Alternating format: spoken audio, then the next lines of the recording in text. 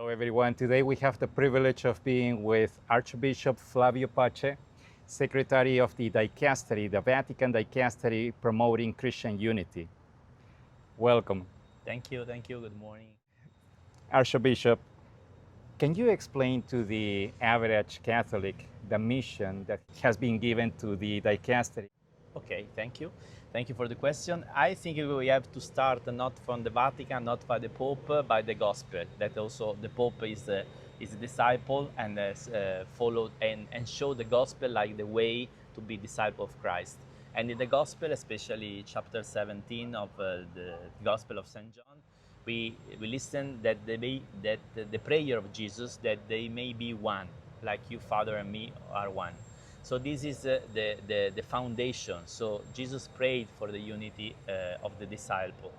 And so the Second Vatican Council rediscovered, especially in the document, the decree Unitatis Redintegratio, the mission of the Catholic Church to reestablish the full communion among all Christians.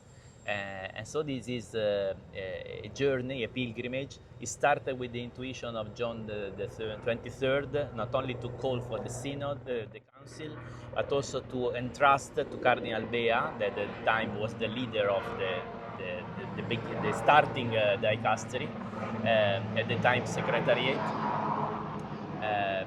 to invite the fraternal delegate of all the other Christian denominations to the Second Vatican Council. Then, after the council, he confirmed the mission, and then Pope VI changed the name, Pontifical Paul VI and John Paul II confirmed the mission and changed the name in the Dicastery for Pontifical Council for Promoting Christian Unity, and Pope Francis in 2022, Dicastery for Promoting Christian Unity. So the line is Gospel, Second Vatican Council, mission to reestablish and to promote the Christian unity, first of all, among the Catholics, the Catholic Church, because our witness is more authentic and credible if we are united. That does not mean they are without differences, but the differences has to be composed in communion according to the call of Jesus and according to the gift of the Holy Spirit. And also promoting Christian unity with all the other Christian denomination, churches, and communion for the East and for the West. There are many differences, many divisions, many tension at the historical level, theological level. So the idea is to working together, trying to live in together, offering a common witness, but also trying to clarify through the theological dialogue all the questions that are on the table that are fruit of the division at the historical level.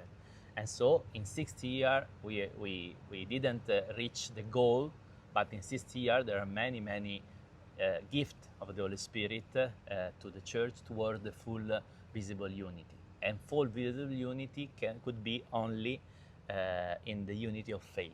So not only to be, okay, we love each other, we are disciples of Christ, but also the full unity of faith.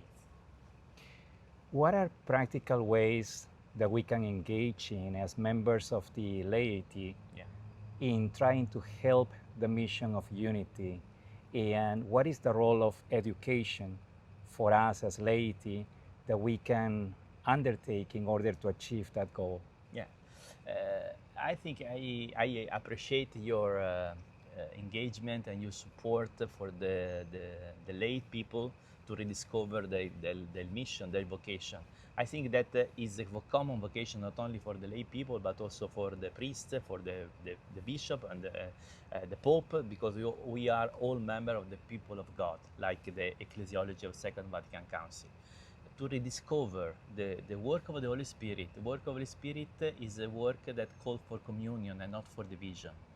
To go on and to reread and to re-receive the gospel in our life, because nobody is taking the gospel in his pocket. Yes, we can have the book of the gospel in our pocket, and read every day, but we have to listen every day the voice of the Spirit and trying to live the gospel according to the Holy Spirit.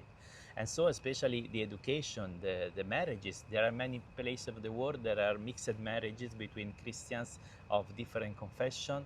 Thanks God, in many of the confession now they are no more in position to change your belonging by a confession to another to get married with them.